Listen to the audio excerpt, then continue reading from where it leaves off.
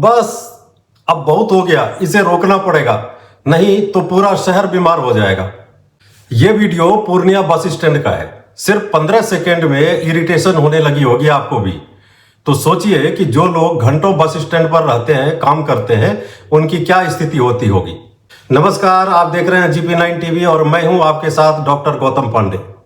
कुछ दिन पहले की बात है, मैं नाई की दुकान पर बाल कटवा रहा था। मेरी कार भी वहीं दुकान के पास ही पार्क की हुई थी।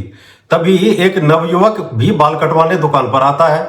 उसने मेरी गाड़ी में लगे स्टॉप हॉकिंग का बोर्ड देखा, उसे पढ़ा और मजाक उड़ाते हुए बोला कि ऐसा कहीं होता है क्या, बगैर हॉर्न बजाए शहर में चलना तो मुश्किल ही है।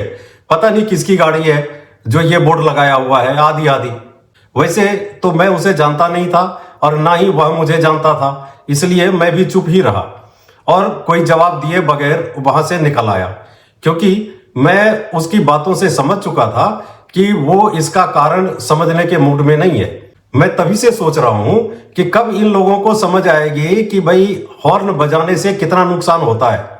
ना सिर्फ आपको बल्कि आपके बुजुर्ग, बच्चे और यहां तक कि आने वाले बच्चे को भी यह खतरनाक हॉर्न नुकसान पहुंचाती है। एक रिपोर्ट के अनुसार साल 2022 में लगभग 4,61,312 सड़क दुर्घटनाएं दर्ज की गई थी, जिसमें से 1,68,000 लोगों की जान चली गई थी और बाकी गंभीर रूप से घायल हुए।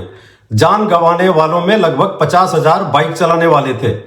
इसी तरह साल 2023 में लगभग 6,36,000 सड़क दुर्घटनाएं हुई, जिनमें लगभग 1,73,000 को जान से हाथ धोना पड़ा और बाकी गंभीर रूप से घायल हुए। हालांकि सरकार द्वारा चलाए जा रहे सुरक्षा कार्यक्रम की वजह से लोगों में जागरूकता बढ़ी है और एक्सीडेंट के मामले कम होते दिख रहे हैं। फिर भी ये आंकड़ा 1250 से ऊपर प्रतिदिन अभी भी है, जिसे शून्य पर लाना अति आवश्यक है। इस प्रकार की दुर्घटनाएं होने के बहुत कारण होते हैं, जैसे हाई स्पीड में ड्राइव करना, नशे का सेवन, कोई तकनीकी खराबी आदि हो सकते हैं। परंतु इसका एक मुख्य कारण यह भी है कि वाहन चालक हॉर्न देते हुए फुल स्पीड में वाहन चलाते हैं ताकि वो अपनी जिम्मेदारी से बच सके। यदि दैवात कुछ दुर्घटना हो जाती है तो कहने को रहता है कि मैंने तो हॉर्न दिया था, आपने सुना क्यों नहीं। बस हॉर्न दिया और हमारी जिम्मेदारी खत्म। आपको शायद यकीन नहीं होगा कि कई बार अचानक प्रेशर हॉर्न को सुनकर भी आदमी तो आदमी, जानवर भी घबरा कर बीच सड़क पर आ जाते हैं और दुर्घटना हो जाती है। इसलिए मैं सभी लोगों से अनुरोध करता हूं कि मेरी तरह या तो हॉर्न बजाना ही छोड़ दीजिए और अगर ऐसा संभव नहीं हो तो कम से कम आवाज वाली हॉर्न का उपयोग कीजिए।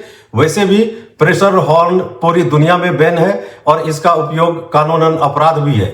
सरकार को चाहिए कि सड़क दुर्घटना कार्यक्रम के द्वारा लोगों को जागरूक करे कि हॉर्न का प्रयोग कम से कम किया जाए।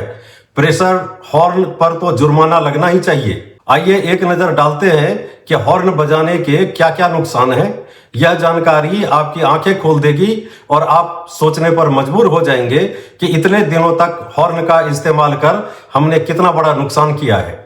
ध्वनि की तीव्रता 50 डेसिबल से अधिक होने पर कानों पर दुष्प्रभाव होने लगता है। सामान्य बातचीत 20 से 30 डेसिबल तक होती है।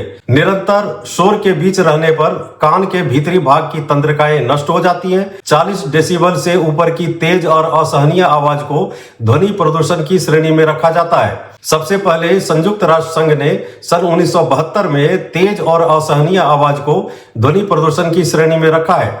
यह प्रकृति के विरुद्ध भी है, जिससे कई प्रकार के रोग हो सकते हैं, जैसे कि सुनने और अध्ययन करने की शक्ति में कमी होने लगती है, जिससे बहरेपन और कमजोर मानसिकता की शिकायत होने लगती है।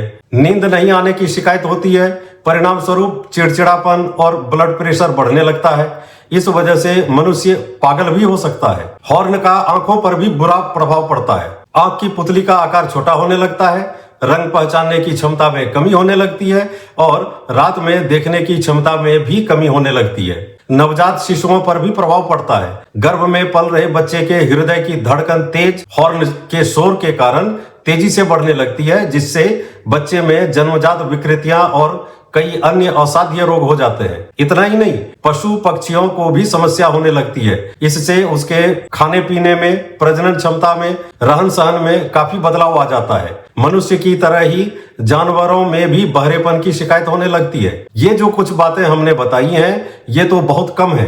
ध्वनि प्रदूषण के और भी कई गंभीर परिणाम हो सकते हैं। हमने कुछ वाहनों में इस्तेमाल होने वाले हॉर्न के डेसिबल का डाटा कलेक्ट किया है। देखिए इस चार्ट को। कार 107 से 109 डेसिबल, स्कूटर मोटरसाइकिल 109 से 112 डेसिबल, ट्रक बस 125 से 180 डेसिबल और ट्रेन 146 से 175 डेसिबल।